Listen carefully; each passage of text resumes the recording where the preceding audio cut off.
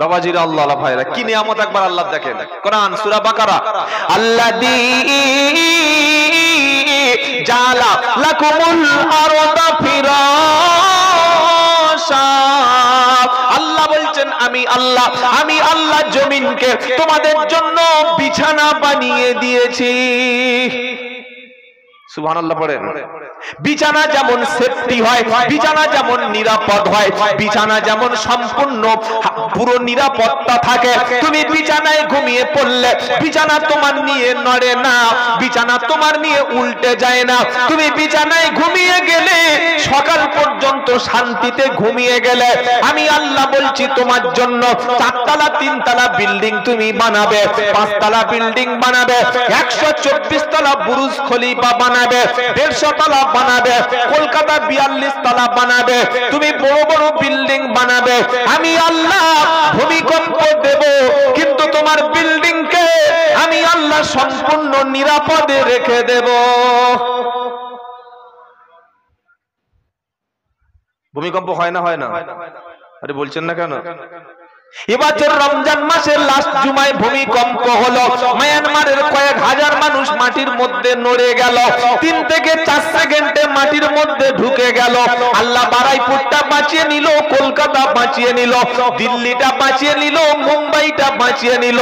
তবে আমরা বলছি রব্বানা, ও যত খুশি মাল খাবো, যত খুশি তাস খেলবো, নামাজের ধার ধরবো না, যে বিল্ডিং বানিয়েছি ভূমিকম্পে নড়বে না। 18 রড টিএমটি বার ছড়া ছড়া কথা হবে না, সেমি স্টিলের মাল, কি বুঝলেন? আল্ট্রাটেক প্রিমিয়াম সিমেন্ট, পাঁচালির বড় বড় পাথর, মুর্শিদাবাদের মিস্ত্রি আর কলকাতার ইঞ্জিনিয়ার পাস করা মাল, 4 তলার ভিত, যা ঘর করেছি ও ভূমিকম্প উড়ে যাবে, ঘর থাকবে। আল্লাহ বলছে রড যখন পিছন থেকে ঢুকে বুক থেকে বার হবে সেদিন বুঝতে পারবি। এই যে রডের অ্যাড দেয়, দেখেছেন না? দেখেছেন না? দেখেন নাই? টিএমটি বার ছোট ছোট কথা হবে না, ওই রড যখন পাছা দিয়ে ভূমিকম্প ঢুকবে না, গলা থেকে যখন চটচট করে বার হবে, তখন বলে কি হলো, বলে এবার দেখো কেমন হচ্ছে। তুমি তো বলেছিলে তোমার ঘর নড়বে না। আমিনতুম মান ফিস সামাই আইয়াকসিফা বিকুমুল আরদা ফাইদা হিয়া তামুর। এটা সূরা মুলক 29 পারা 2য় পৃষ্ঠা একদম 8 নম্বর লাইনে আছে। আনতুম আনফিস সামাই আইয়াকসিফা বিকুমুল আরদা ফাইদা হিয়া তামুর। আমার আল্লাহ বলছে বান্দা, তুমি কি এতটা ভিত দিয়েছো, তোমার রডটা কি এতটা সিকিউরিটি, তোমার সিমেন্টটা এতটা কি দামি, তোমার মিস্ত্রিটা কি এত ভালো হাই প্রোফাইলের, যে আমি যখন আসমান থেকে গজব দেব, জমিন যখন থরথর করে কাঁপবে, জমিন যখন মায়ানমারের মতো ভিতরে প্রবেশ করবে, তুমি নড়বে না, তোমার ঘর নষ্ট হবে না, তোমার বিল্ডিং কাঁপবে না, তোমার ঘর স্থায়ী হবে। তুমি এতটাই কি শিওর হয়ে গেছো, আমি যখন ভূমিকম্প দেব পৃথিবী কাঁপিয়ে দেব। কোরআন শোনাচ্ছে ইদা জুলজিলাতিল আরদু জিলজালাহা। শুনছেন আপনারা? টিউটার বক্স কোনটা? মাইক কোথায় গেল? বাবাজিরা আল্লাহ ভাইরা, ভাইরা আপনারা ভিতরে বসুন, ভাই রাস্তায় কেন, ভিতরে বসুন প্লিজ। খুব সুন্দর ব্যবস্থা করেছে, চেয়ারের ব্যবস্থা। এমনিতে চেয়ার আমরা অনেক জায়গায় ধুলোয় বসতে হয়, মেঝে ফ্লোরে বসে পড়তে হয়, অত্যন্ত সুন্দর ব্যবস্থা। দেখি একবার তাকবীর দিন, দেখি নারায়ে তাকবীর। আরে বাবা, তো যুদ্ধ করা লোক বসে আছে সব, যুদ্ধ হয়ে গেছে, যুদ্ধ শেষ, শান্তিতে ঘুমিয়ে যান। ট্রাম্প চাচা বলে যায় যুদ্ধ হবে না, ব্যাস শেষ, থেমে যান। বাবাজিরা আল্লাহ ভাইরা, জ্ঞানী জনেরা, সুধী মানুষরা, নাই নিষ্ঠবানেরা, আল্লাহ বলছে তুমি এত সিকিউরিটি পেয়ে গেছো যে আমি ভূমিকম্প দেব আর তোমার ঘর পড়বে না, নড়বে না। হ্যাঁ বাবা, মাইকম্যান তুমি? বাবা হ্যালো, এই যে দাদা মাইকম্যান তুমি? ওই কিউটার সাউন্ড কোনটা আছে, অ্যাডজাস্ট সাউন্ডটা একটু হালকা টোনটা বাড়িয়ে রাখবে, সাউন্ড ওকে আছে। কি শোনাচ্ছে কোরআন? ইদা জুলজিলাতিল আরদু জিলজালাহা। এই সূরা পড়ে নাই? একটু আগে তো মাগরিবের নামাজে, এশার নামাজে আমরা পড়লাম। ইদা জুলজিলাতিল আরদু জিলজালাহা ও আকরাজাতিল আরদু আসফালাহা। পৃথিবী যখন কাঁপতে থাকবে, জমিন যখন দুলতে থাকবে, পাথর যখন ছুটতে থাকবে, আকাশ যখন ফেটে যাবে, পর্বতগুলো নড়তে থাকবে, সাগরগুলো শুকিয়ে যাবে, ও আকরাজাতিল আরদু আসফালাহা, আর মাটির ভিতর থেকে ভারী ভারী বস্তু সবগুলো উঠতে থাকবে। মানুষ বলবে কি হলো? ওয়াকালাল ইনসানু মা লাহা, কি হলো কি হলো? পৃথিবীর এমন অবস্থা হলো কেন? বিল্ডিং কোথায় গেল? টাওয়ার গুলো কোথায় গেল? নেটওয়ার্কটা কোথায় গেল? রাস্তা কোন দিকে গেল? পাহাড় কোন দিকে গেল? পর্বতটা কি হলো? সবকিছু থরথর করে সেদিন কাঁপতে থাকবে। আমার আল্লাহ তাই শুনিয়ে দিচ্ছে, আল্লাযী জাআলা লাকুমুল আরদা ফিরাশা, হে বান্দা আমি আল্লাহ জমিনকে তোমাদের জন্য বিছানার মতো নিরাপদ বানিয়েছি। আবার এই কথাটা সূরা ওই নাবাতে বলছে, একদম 30 পারা। কি বলছে? আম্মা ইয়াতাসাআলুন আনিন নাবাইল আযীম আল্লাযী হুম ফীহি মুখতালিফুন কাল্লা সায়ালামুন সুম্মা কাল্লা সায়ালামুন আলাম নাজআলিল আরদা মিহাদা। আল্লাহু আকবার। 30 পারা খুলুন, একদম পেয়ে যাবেন। কি বলছেন? আম্মা ইয়াতাসালুন আনিন নাবাইল আযীম আল্লাযী হুম ফীহি মুখতালিফুন কাল্লা সায়ালামুন সুম্মা কাল্লা সায়ালামুন আলাম নাজআলিল আরদা মিহাদা। হে আমার নবী, ওই মক্কার কুরাইশরা ওরা বলছে যে মরণ হবে জানি, কিন্তু মরণের পরে আমাদের লাশটা, আমাদের বডিটা মাটির সঙ্গে মিশে যাবে। মাটির সঙ্গে মিশে যাওয়ার পর ওই লাশটা আবার উঠবে। সত্যি কি কিয়ামত হবে? সত্যি কি পরকাল আছে? সত্যি কি আখিরাত আছে? এই বিষয়ে তারা সন্দেহ করছে। নবী আপনি বলুন, কাল্লা, কখনো না, কখনো না। সায়ালামুন, তারা জানতে পারবে, তারা দেখতে পারবে, তারা বুঝতে পারবে, শীঘ্রই তারা টের পাবে কিয়ামতের দৃশ্য সামনে যখন আসবে। তবে আমি আল্লাহ আমার বান্দার জন্য নিয়ামত দিয়েছি, আলাম নাজআলিল আরদা মিহাদা, আমি আল্লাহ পৃথিবীটা আমার বান্দাদের জন্য বিছানার মতো নিরাপদ করে দিয়েছি। সুবহানাল্লাহ, সুবহানাল্লাহ। পৃথিবীর তলায়, মাটির তলায় রয়েছে চলমান প্লেট। বিজ্ঞানীদের থিওরি কি? এই বিশাল বড় প্লেটগুলি যখন চলতে চলতে একটার সঙ্গে আর একটা সংঘর্ষ হচ্ছে, দুর্ঘটনা ঘটছে, তখন মাটির উপরে ভূকম্প অনুভূতি হচ্ছে। এই যে বিশাল বড় বড় প্লেটগুলি শান্তিপূর্ণ ভাবে চালাচ্ছেন, পৃথিবীর পুরো সিস্টেমটাকে যিনি কন্ট্রোল করছেন, তিনি মানুষের জন্য এত নিরাপত্তার ব্যবস্থা করেছেন, তিনি কে? আল্লাহ। একটা নিয়ামত। 2 নম্বর কি?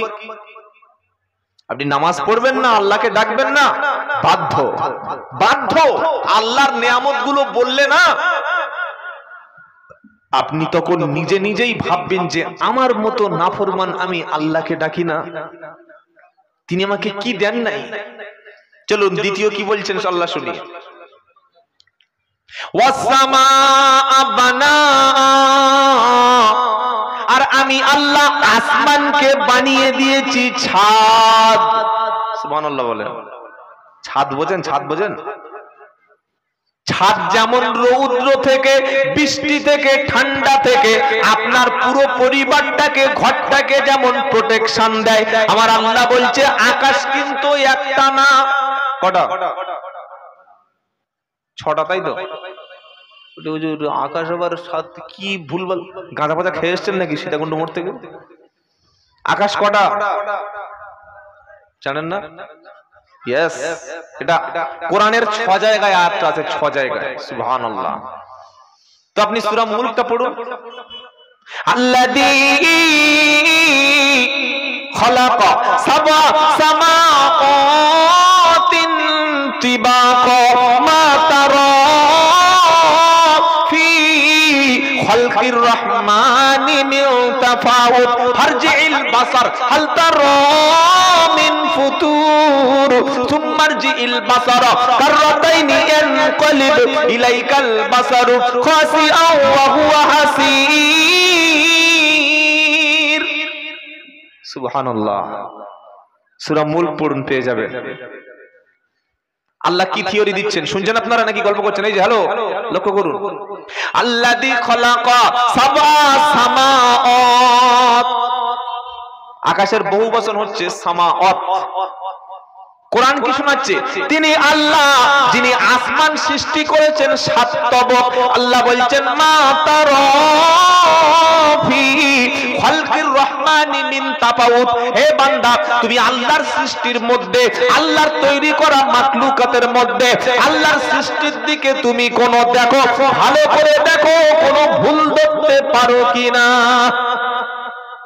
আপনি 40 লাখ টাকা খরচ করে একটা বিল্ডিং করুন, কাজ হয়ে গেছে, আর একটা মিস্ত্রি আর একটা ইঞ্জিনিয়ারকে ডেকে আনুন, বাবা আমার ঘরটা দেখো তো ঠিক আছে কি? বলছে সব ঠিক আছে, কিন্তু এই বিমটা এরকম করলো কেন? ভুল ধরে দেবে, দেবে কি দেবে না? ও মিস্ত্রি থেকে চলে গেছে, আর একটা দামি ইঞ্জিনিয়ার এসে বলছে সব ঠিক আছে, কিন্তু সিঁড়িটা একটু ঠিক মতো করতে পারলো না, কার ডেকেছে? মানে যাই কিছু করবেন না করবেন, ভুল ধরবেই ধরে। আল্লাহ বলছে ওই মমতা ব্যানার্জির মতো মা ব্রিজ আমি বানাই নাই, বিদ্যাসাগর সেতু বানাই নাই, হাওড়া ব্রিজ আমি বানাই নাই। শুনছেন আপনারা? হ্যাঁ, আমাদের হাসিনা খালার মতো ওই বাংলাদেশে যে সেতু বানিয়েছিলাম ও সেতু আমি বানাই নাই। আমি কি বানিয়েছি? আকাশ। আমি ছোটখাটো জিনিস ওসব কোনো ব্যাপার না, আমি আকাশ বানিয়েছি। সুবহানাল্লাহ বলে। আকাশ কি বিশাল আকাশ! যারা মহাকাশচারী আজও পর্যন্ত আকাশের শেষ কোথায় কোন বিজ্ঞানী আজও পর্যন্ত কোনো ধারণাই দিতে পারে নাই। বলুন সুবহানাল্লাহ। আল্লাহ কি বলছেন? আকাশ বানিয়েছি 7টা। মা তারা ফি খালকির রহমানি মিন তাফাউত, আমার সৃষ্টির মধ্যে, আমার তৈরি করা বস্তুর মধ্যে আমি যে কাজ করেছি কাজের মধ্যে কোনো ভুল দেখতে পাও কি? কোনো ভুল তুমি খুঁজে পাবে না। ফারজিল বাসার, দেখো ভালো করে দেখো, ক্যামেরার লেন্স লাগিয়ে দেখো, জুম করে দেখো, চশমা লাগিয়ে দেখো, ড্রোন ক্যামেরা দিয়ে দেখো, ভালো করে দেখো, আমার সৃষ্টির মধ্যে তুমি কোনো ভুল খুঁজে পাবে না। ফারজিল বাসার, আবার পুনরায় দেখো, সুম্মারজিল বাসারা কাররাতাইনি ইয়ানকালিব ইলাইকাল বাসারু কাসিআন ওয়া হুয়া হাসীর। তোমার দৃষ্টিটা আমার সৃষ্টি দেখে ব্যর্থ হয়ে যাবে, ক্লান্ত হয়ে যাবে, সৃষ্টিতে কোনো ভুল পাবে না, আকাশে কোনো ভুল খুঁজে পাবে না। সুবহানাল্লাহ বলে। কিছু কিছু নাস্তিক, কিছু কিছু মুরতাদ মুসলমানের ঘরের ছেলে বলছে আল্লাহ বলতে কেউ নাই। উত্তর 24 পরগনাটা ছাগল, সাবির আলী, শুনেছেন? নাম শুনেছেন? শোনেন নাই? ধর্ম ত্যাগ করে ইসলাম থেকে বার হয়ে গেছে, কেউ পড়েন নাই? আপনারা কি একটু খবর রাখবেন এসব খবর?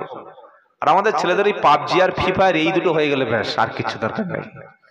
হ্যাঁ, ছেলে বলছে পাপা মোবাইল দাও, বলে একটু বড় হোক, বলে না দিলে আমি বিষ খাবো।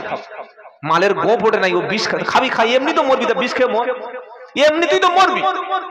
14 বছরের ছেলে যদি স্কুলে না যায়, 16 বছরের ছেলে যদি স্কুলে না যায়, 18 বছরের ছেলে যদি কলেজে না যায়, 22 বছরের ছেলে যদি ইউনিভার্সিটিতে না যায়, আমার জন্ম দেওয়া ছেলেটা যদি কোরআন না পড়তে পারে, আমার জন্ম দেওয়া মেয়েটা যদি আরবি না জানে, আমার মেয়েটা যদি স্কুল কলেজ ইউনিভার্সিটি না পড়ে, ও তো এমনি মরবে, তা বিষ খেয়ে মরবি। বাবা বেলাবেলি মরে একটু শান্তি পাবো।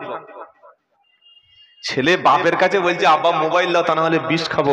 আর এখন তো 1 পিস উইকেট, সব একটা করে উইকেট। কি শুনছেন আপনারা? বলছেন না বাবা কাঁদিস না, জমি ধান বেচে 18,000 টাকার স্মার্টফোন কিনে দিয়েছেন। দিয়েছেন তো? ছেলের কাছে মোবাইল কিনে দিয়েছেন তো? ব্যাস হয়ে গেছে। হয়ে গেছে, মাল হয়ে গেছে, ওর আর কিচ্ছু নাই। ওর বাপকে ঘুম পড়িয়ে দিয়ে 14-15টা বাঁদর ইঁদুরের মতো চুল কেটে ছুঁচোর মতো রাত জেগে বাঁদরের মতো তিড়িং বিড়িং করে ফ্রি ফায়ার খেলছে। ভোর 4টে পর্যন্ত রাস্তার মোড়ে বসে দেখি কি হলো রে, মাথা এরকম করছে, এই যেরকম ঘুরন্ত ফ্যান থাকে এরকম করে ফ্যান ওদের করছে। শালার বউ থাকবে? হ্যাঁ, যে 14 বছর বয়স আগে মোবাইল পেয়েছে, ও কি করে সংসার করবে? ওর দ্বারা সমাজের কি কাজ হবে?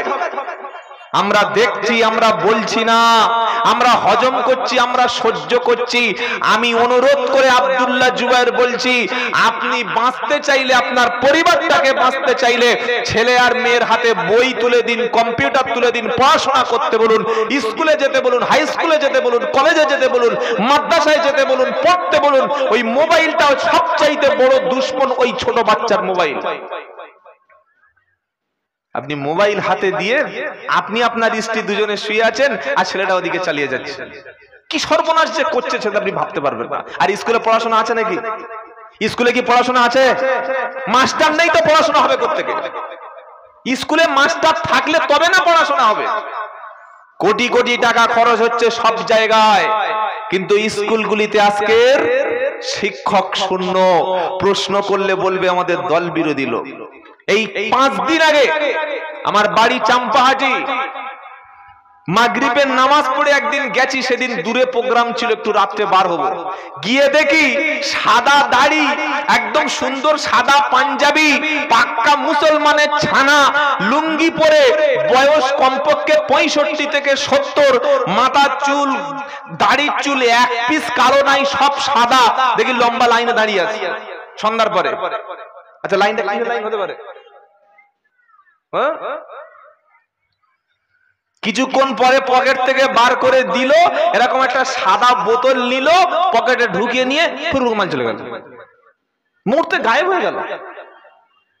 ইস, আমার পায়ের তলা থেকে মাটি খসে গেল। আগে ভাবতাম যে 18 বছর, 20 বছর, 22 বছরের ছেলেরা, ইয়ং ছেলেরা হয়তো বন্ধু বান্ধবের পাল্লায় পড়ে হয়তো 2-1টা মাল খায়। যে পাকা বেঈমান দাড়ি রেখে যে মদ খাবে, আমি জীবনে বিশ্বাস করতে পারি। ওটা বাজান না হলে দাড়িটা চেঁচে বলতাম, বাবা তুই দাড়িটা পুড়িয়ে দে, চেঁচে দে, আর দাড়ির অপমান করিস না। কি এটা দাড়ির অপমান না? হ্যাঁ না বলেন না? একটা লোক মাথায় টুপি দিয়ে যদি জেনা করে, মুখে দাড়ি রেখে যদি বেশ্যাখানায় যায়, মুখে 6 ইঞ্চি দাড়ি ঝুলিয়ে সাদা টুপি পরে যদি মদের বোতল কেনে, তো আমার দাড়ি তো রেখে তো আরো দাড়ির অপমান হচ্ছে পুরো মুসলিম সমাজে। এই জাতির উপরে বিপদ আসেনি? মুখে দাড়ি রেখে মাল খায় যারা মুসলমান, কি তারা মুসলমান বলে আল্লাহ মেনে নেবে? বাবাজিরা, আল্লাহ ভাইরা, আমি প্রথমে শুনিয়েছি, বক্তব্য বুঝে নিয়ে বাড়ি যান। অনুরোধ করে বলছি, মোবাইল দেবেন না ছেলের হাতে। হ্যাঁ, প্রয়োজন কোন জায়গায় ফোন করবে, ইন্টারনেটে কোনো বিষয় সার্চ করবে, ব্যাস। রাত 8টা বেজে গেল, 10টা বেজে গেল, ছেলে আর মেয়ের হাত থেকে স্মার্টফোনটা কেড়ে নিয়ে আপনার রুমে রেখে দিয়ে ওই ইয়ং ছেলেটা, ওই ইয়ং মেয়েটাকে যদি স্মার্টফোন ছাড়া ঘুমোতে যদি দিতে পারেন, তাহলে আপনি বাপ। একটা ইয়ং মেয়ে, একটা 18 বছরের ছেলে যার স্বভাব চরিত্র নষ্ট হয়ে গেছে, ফ্রি ফায়ার পাবজির মতো গলে গেছে, একটা ছেলের পাল্লায় পড়ে ধ্বংস হয়ে গেছে, একটা মেয়ের পাল্লায় পড়ে ধ্বংস হয়ে গেছে, তার কাছে স্মার্টফোন ছেড়ে দিয়ে আপনি রাত 3টের সময় উঠে তাহাজ্জুদ পড়তেন, জান্নাতুল ফেরদাউস পাবেন। আল্লাহ কি পাগল পেয়েছে নাউজুবিল্লাহ নাকি? আজকের বাংলাদেশে একটা খবর দেখলাম, শুনলে অবাক হয়ে যাবেন, অনেকে শুনেছেন। মেয়ে তার বাপকে জ্যান্ত জবাই করেছে। দেখেছেন খবরটা কেউ? কোথায় আসলাম? মেয়ে বাপকে জ্যান্ত জবাই করছে। কারণটা কি? কারণ হলো মেয়েটা বাড়িতে প্রতিদিন এসে বন্ধু বান্ধবদের এনে পার্টি করত, মাল খেত। একটাই মেয়ে, বাপ অনেকবার বুঝিয়েছে, মা আমি মুসলমান, নামাজ পড়ি বা না পড়ি, অন্তত মুসলমান সমাজের মেয়ে কুলঙ্কার হয়ে যেও না, বাড়িতে সব করো না মা। অনেকবার বলেছে, শোনে নাই। শুধু যদি মাল খেত, শুধু যদি মদ খেত, ব্যাপারটা আলাদা। কি করেছে জানেন? সমকামিতায় লিপ্ত হয়ে গেছে। মানে ওই মেয়েটা এমন অন্ধকার যুগে চলে গেছে, অন্ধকার জগতে চলে গেছে, ওর পুরুষ সঙ্গী আর ভালো লাগে না, নারী নারীতে যৌন কামনা করছে। বুঝেন? বুঝুন আপনি, নারী নারীর সঙ্গে জুড়ে গেছে। বাপ সহ্য করবে? এই বাপ সহ্য করবে?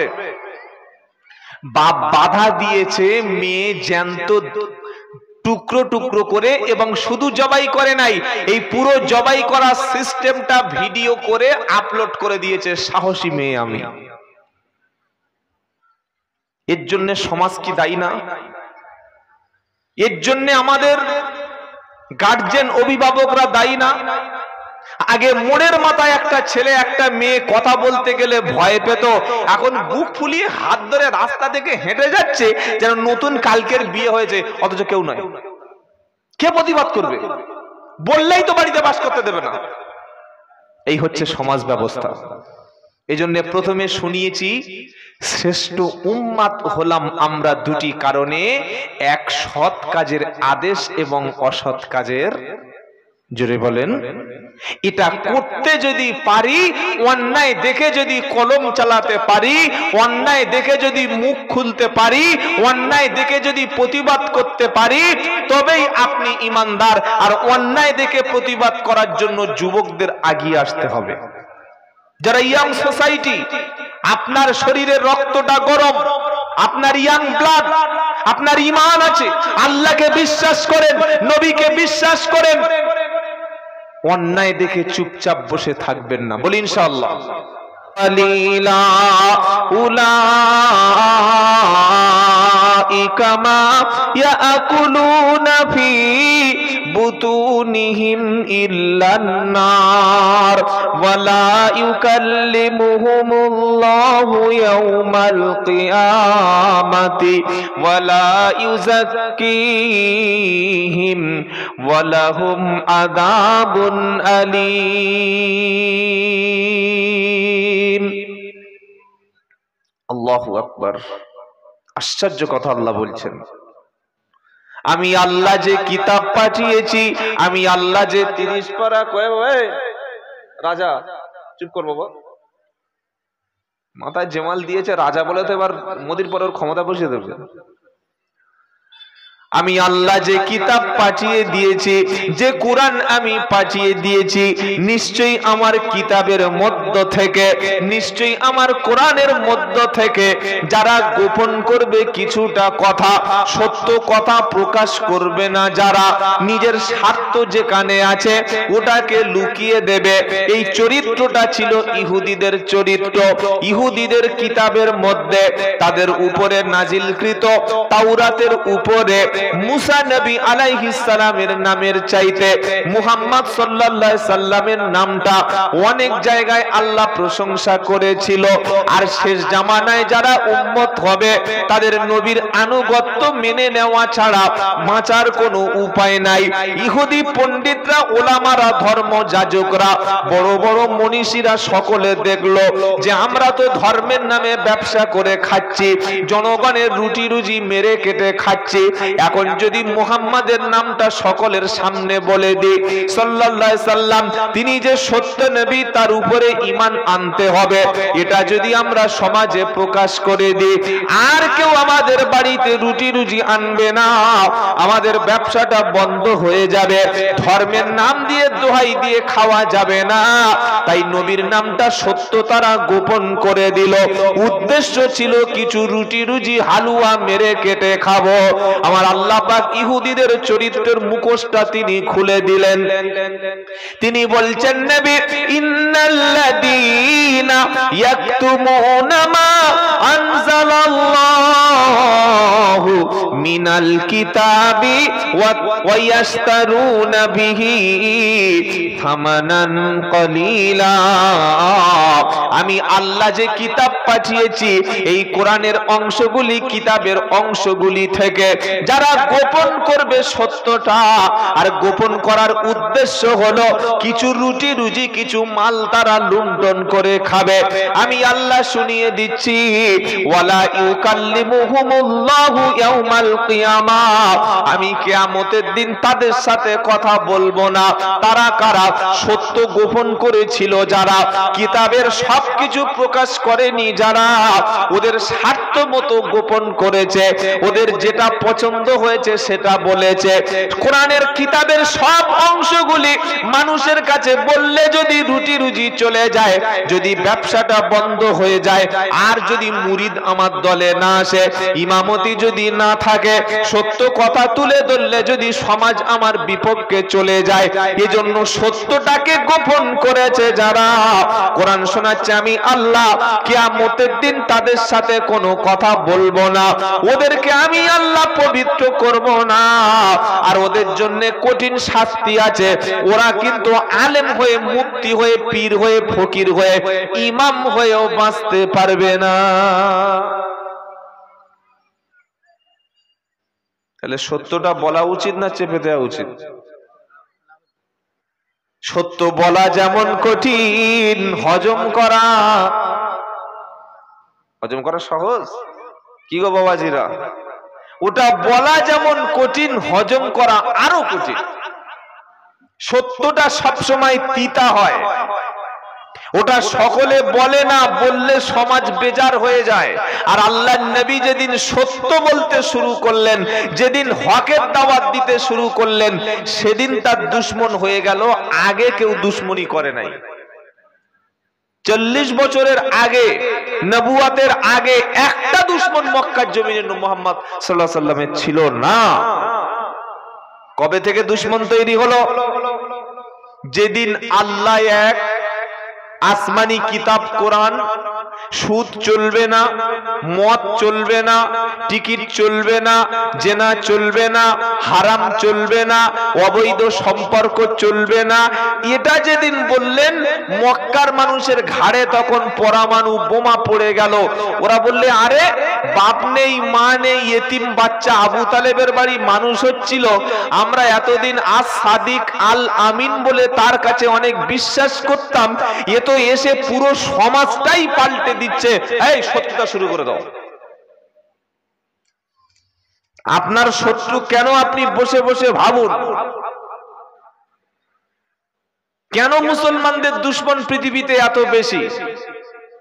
কারণ সত্য যেটা, হক যেটা, ইনসাফ যেটা, ন্যায় যেটা, সেটা মুসলমানরা বলে, এবং এটা বলেই এটা আমরা বলি বলে, এই সত্য এবং হকের দাওয়াত দিই বলে আল্লাহ আমাদেরকে বেছে বেছে তিনি নির্বাচন করেছেন। সুবহানাল্লাহ বলে। কোরআন শোনাচ্ছে কুনতুম খায়রা উম্মাতিন উখরিজাত লিন-নাস তা'মুরুনা বিল মা'রুফি ওয়া তানহাউনা আনিল মুনকার। তাহলে সত্য প্রকাশ করতে হবে না গোপন করতে হবে? ইমাম যদি মনে করে সত্য কথা বললে চাকরি যাবে, কোন রকমে পিঠটা বাঁচিয়ে নি, দুনিয়ায় পিঠ বাঁচতে পারে, কবরে পিঠ কিন্তু কুলো হবে। কুলো বোঝেন? বক্তা যদি মনে করে ভিটামিন যুক্ত বক্তব্য করলে মার্কেটে বেশ কিছুদিন চলবে, রুটি রুজির ব্যবস্থা হবে, মেরে কেটে কিছুদিন খাওয়া যাবে, কবরে গেলে সেদিন চামড়া ধুনে দেবে। পীর যদি মনে করে অন্ধ মুরিদকে বোকা বানিয়ে মাথায় হাত বুলিয়ে গাড়ি বাড়ি সম্পত্তি করে নেব, এই ব্যবসাটা দারুণ চলবে, আর কবরে গেলে চামড়া ছাড়িয়ে সেদিন বিট নুন দেবে। কি নুন দেবে বলুন? বিনুন বোঝেন তো? এই বাবাজিরা, আল্লাহ ভাইরা, আল্লাহ আমাদেরকে সিলেকশন করেছেন কেন? তো কোরআন শোনাচ্ছে কুনতুম খায়রা উম্মাতিন উখরিজাত লিন-নাস তা'মুরুনা বিল মা'রুফি ওয়া তানহাউনা আনিল মুনকার। তোমরাই শ্রেষ্ঠ উম্মত, তোমরা শ্রেষ্ঠ জাতি। জাতিটা শ্রেষ্ঠ কেন? সৎ কাজের আদেশ দেবে, অসৎ কাজ থেকে মানুষকে ফিরাবে, এজন্য তোমরা শ্রেষ্ঠ জাতি। সৎ কাজের আদেশ দেবে, অন্যায় থেকে সমাজকে ফিরাবে, সৎ কাজের আদেশ দেবে, অন্যায় থেকে গ্রামকে, সমাজকে, সোসাইটিকে, রাষ্ট্রকে, জাতিকে, দেশকে, মানুষকে, সবাইকে তোমরা অন্যায় থেকে ফেরাবে, সৎ কাজের আদেশ দেবে। এটা করবে যারা শ্রেষ্ঠ হলো তারা। সৎ কাজের আদেশ দেওয়া খুব সহজ, একটা দুশ্মন হবে না, কিন্তু অন্যায়ের আদেশ দিলে গ্রামে থাকতে যদি বলেন মুসলমানের নমুনা ছিল সৎ কাজের আদেশ দেবে, অন্যায় দেখলে নিষেধ করবে। এখন মসজিদ কমিটির ক্যাশিয়ার যদি লটারির টিকিট খেলে, সৎ কাজের আদেশ তাহলে কে দেবে?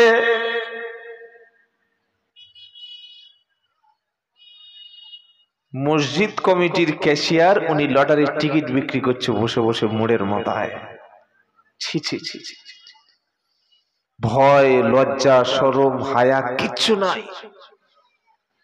জলসা কমিটির সেক্রেটারি, সে আবার ফাংশন কমিটির ক্যাশিয়ার।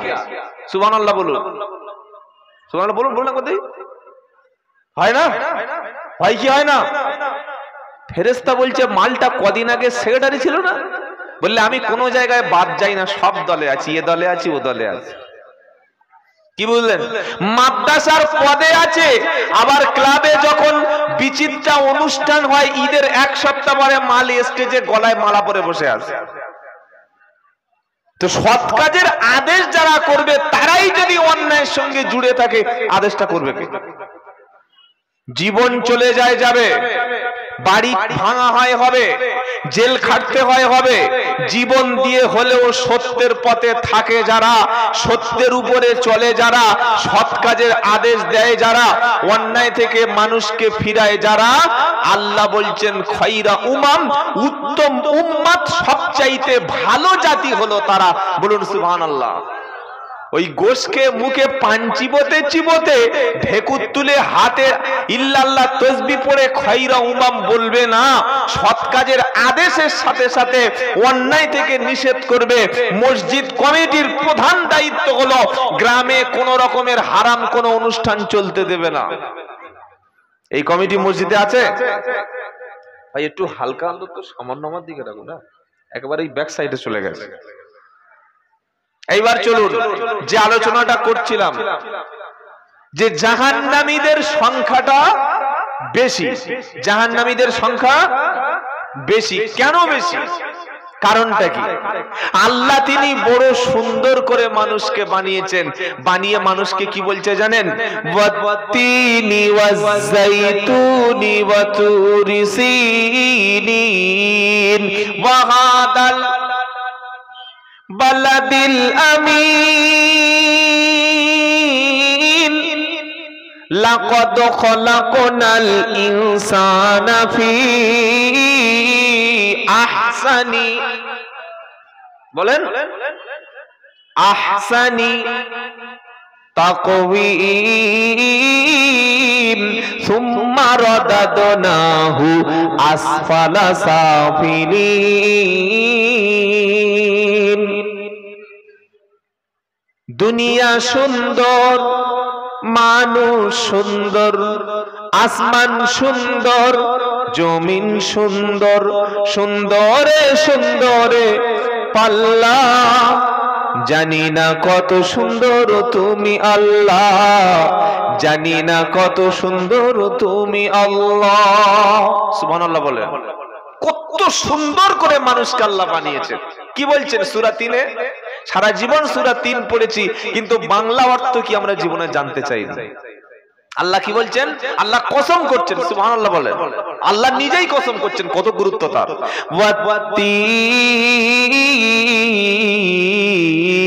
ওয়াজ-যাইতুন ওয়া তুরি সিনিন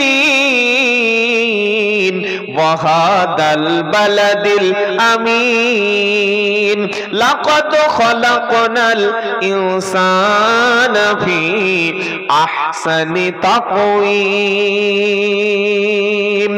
আল্লাহ বলেন আমি তিনের কসম করলাম, জাইতুনের কসম করলাম, তিন ফল এবং জাইতুন এ দুটোর কসম করার পরে তিনি বলছেন ওয়া তুরি সিনিন, তুরে সিনিন এর পর্বতের কসম করলাম, ওয়াহাদাল বালাদিল আমিন আর মক্কা নগরী পিসফুল সিটি, মক্কার শান্তির শহরের কসম আমি করলাম। জোরে বলুন সুবহানাল্লাহ। চারটে জিনিসের কসম সামনে এলো, একটা হলো তিন ফল, আর একটা হলো জাইতুনের, আর একটা হলো তুরে সিনিন তুর পাহাড়ের, আর একটা হলো মক্কা শরীফের।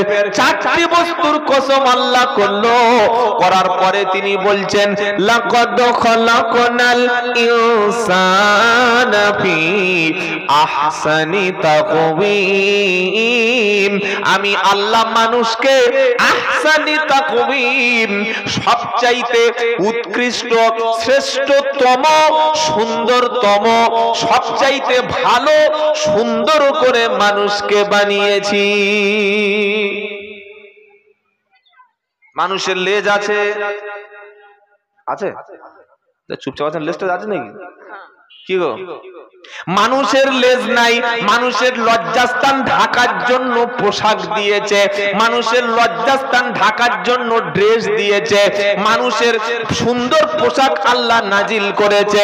এই মুসলমান জন্ম দিয়েছে মেয়ে, উচ্চ মাধ্যমিক পরীক্ষা দিয়ে, মাধ্যমিক পরীক্ষা দিয়ে চাচতো ভাইকে নিয়ে, ফুফুতো ভাইকে নিয়ে জলসার দিনে এমন ড্রেস পরেছে, পাড়ার ছেলেরা বলছে কামাল যাচ্ছে। ছি ছি ছি, লাকাদ খলাকনাল ইনসানা ফি আহসানি তাকওয়িম। তোমার জলসার দিনে এই ড্রেসটা তোমার মেয়ের মানিয়েছে? ওই ড্রেসটা তুমি পরিয়েছো? তুমি নিজেকে মুসলমান বলে দাবি করছো না, খালি বলছো আল্লাহ আল্লাহ, সারা জীবন আল্লাহ করলে আল্লাহ টাকা শুনবে না।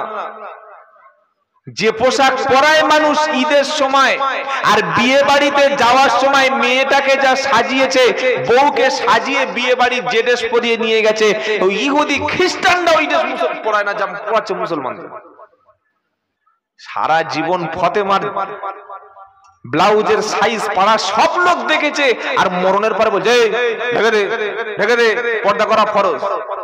তুমি ফেরেশতাকে এতটা বোকা পেয়েছো? মরণের পরে পর্দা করা ফরজ কোন মৌলবী ফতোয়া দিয়েছে তোমার? আল্লাহ বলছেন লাকাদ খলাকনাল ইনসানা ফি আহসানি তাকওয়িম, তোমাকে সৃষ্টির সেরা বানিয়ে দিয়েছি। আমি আল্লাহ ইচ্ছা করলে দুটো শিং দিতে পারতাম, শিং কাটবে তুমি? কিছু করতে পারতেন না। তোমার বাঘের মতো, সিংহের মতো, কুকুরের মতো গায়ে এত বড় করে চুল দিয়ে দিতে পারতাম, কি করতেন বলুন? এমনি মুখে দুটো রাখতে পারে না, আর পুরো বডি যদি চুল দিয়ে ঢেকে দিত, কিছু করতে পারতেন না। তোমাকে শ্রেষ্ঠ বানিয়েছি, শ্রেষ্ঠ তোমাকে বানিয়েছি। কেন বানিয়েছি? যেহেতু তুমি আমার বান্দা। বলুন সুবহানাল্লাহ। আমরা কার বান্দা? তুমি আমার গোলাম, আমার দাস। আমি সবার চাইতে আলাদা তোমাকে করে দিয়েছি। তোমার মুখে দাঁত দিয়েছি, চোখ দিয়েছি, তোমার গোঁফ দিয়েছি, তোমার সুন্দর চেহারা দিয়েছি। তোমার এমন কোনো প্রয়োজন নাই যেটা আমি আল্লাহ তোমাকে দিই নাই। শুধু তাই, তুমি দুনিয়ায় থাকবে, দুনিয়ায় খাবে, খাওয়ারের ব্যবস্থাটা কে করেছেন? জোরে বলেন, কি ব্যবস্থা? আল্লাযী জাআলা লাকুমুল আরদা ফিরাশা ওয়াস সামাআ। এমনি এমনি জাহান্নামে দেবে না। কেন দেবেন? খালি এই কারণটা আজকে শুনুন। আল্লাযী